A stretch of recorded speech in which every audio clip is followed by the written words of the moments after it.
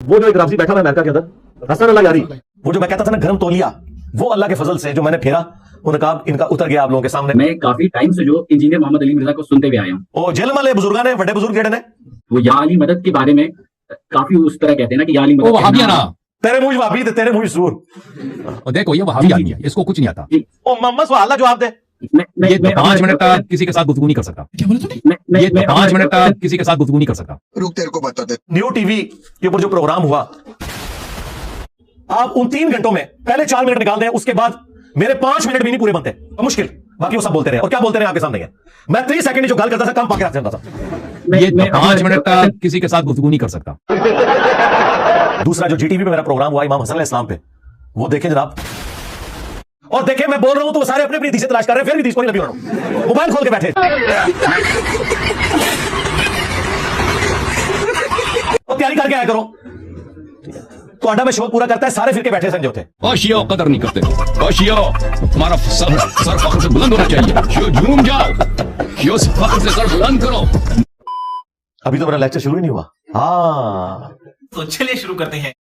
وہ کہتے ہیں کہ غیر ایک ہوتا ہے بظاہر مدد مانگنا, اور ایک ہوتا ہے کہ ایک بندہ یہاں موجود نہیں ہے. او بھائی شریعت جیسے نہیں بنائی جاتی نا, آپ اپنے سے بیٹھ کے کچھ نہیں بنا سکتے. دفاع کرو انہوں جنہوں تکلیف ہو سائڈ دے, چھوڑو اے تسی آپ پڑھو, قرآن چ لکھا ہوا ہے ایاک نعبد و ایاک نستعین.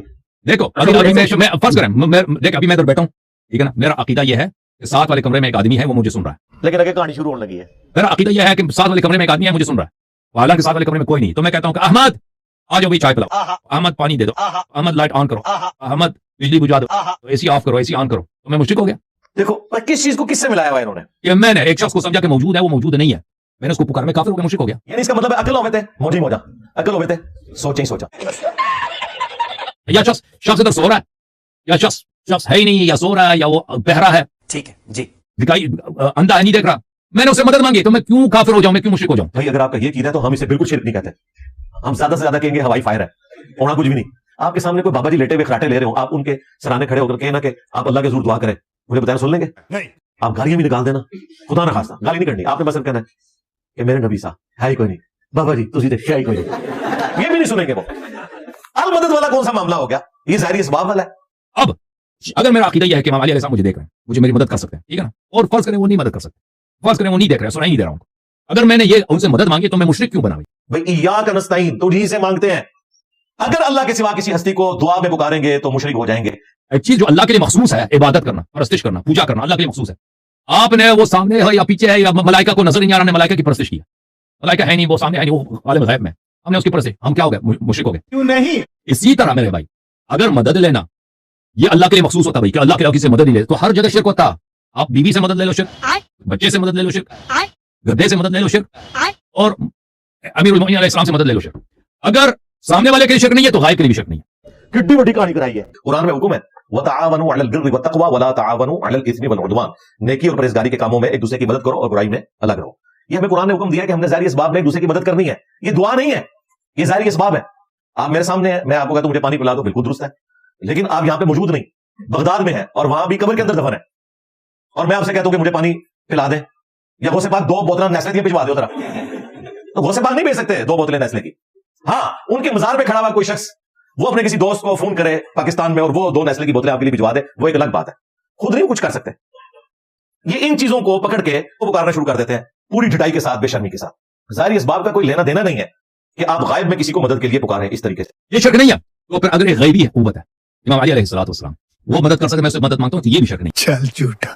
یہ پہلی بات ہے. دوسری بات ہے وہ کہاں پہ لکھا ہے کہ اگر سامنے ہے مدد لے سکتے ہیں, اگر سامنے نہیں مدد نہیں لے سکتے, غیبی سے مدد نہیں لے سکتے, کس حدیث میں لکھا ہے؟ ہم کہتے ہیں ٹھیک ہے یار چھوڑو, ایاک نستعین کا مطلب تم یہ کہتے ہو نا کہ اس میں کہ صرف اللہ ہی سے مانگتے ہیں, لیکن یہ نہیں لکھا ہوا کہ کسی اور سے نہیں مانگتے. ہم کہتے ہیں آگے چل, ہم بھی ابراہیمی ہیں, ہم تجھے دکھا دیتے ہیں وہ آیت بھی جس میں منع کر دیا گیا, سورۃ النمل کی آیت نمبر 62. حیران کن بات آپ کو بتاؤں, اہل تشیع کے ہاں صبح و شام کی دعاؤں میں, سنت اذکار میں سورۃ النمل کی آیت نمبر 62 پڑھی جاتی ہے. ترجمہ نہیں کسی نے پڑھا, اور ہمارے جن اسٹوڈنٹس نے پڑھا جو شیعہ مکتب سے تعلق رکھتے تھے, کیونکہ میں نے اس آیت کو اتنی دفعہ کوٹ کیا, انہوں نے کہا ہم تو یہ صبح شام پڑھتے ہیں, ترجمہ پڑھا تو انہوں نے کہا یار یہ آیت پڑھ کے بھی سب سے زیادہ شرک ہم کر رہے تھے, کیونکہ اس آیت کے اندر کیا لکھا ہے, امن یجیب المضطر اذا دعا, بھلا بتاؤ کون ہے جو تکلیف میں گھرے ہوئے شخص کی فریاد کو سنتا ہے, ویکشف السوء, اور اسے اس کی برائی کو تکلیف کو دور کر دیتا ہے, ویجعلکم خلفاء الارض, اور تمہیں اگلوں کا خلیفہ کرتا ہے زمین پر, تمہارے ماں باپ کے مرنے کے بعد تم, تمہارے مرنے کے بعد تمہاری اولاد کو. الہ مع اللہ, کیا اللہ کے ساتھ کوئی اور معبود بھی ہے؟ قلیل ما تذکرون, لیکن بہت کم ہی تم نصیحت حاصل کرتے ہو. بالکل صدق اللہ العظیم, بہت کم لوگوں نے نصیحت حاصل کی. اس آیت میں کلیئر کٹ لکھا ہے کہ جو اللہ کے سوا کسی اور سے دعا کرتا ہے گویا وہ اسے خدا بنائے ہوئے ہے. یا علی مدد کا مطلب سادہ نہیں ہے, اس کا مطلب ہے کہ آپ نے مولا علی کو اللہ کے مقابلے پر خدا تصور کر لیا. نہیں جی ہم تو انہیں اللہ کا بندہ مانتے ہیں. نہیں جناب, قرآن تو یہ کہتا ہے کہ اللہ کا بندہ مان کے یا بغیر بندہ مان کے. جب تمہارا یہ عقیدہ ہے کہ اللہ کے سوا کوئی تمہاری تکلیف دور کر سکتا ہے, جی پیچھے اللہ ہی ہے, اچھا اللہ پیچھے رکھنے سے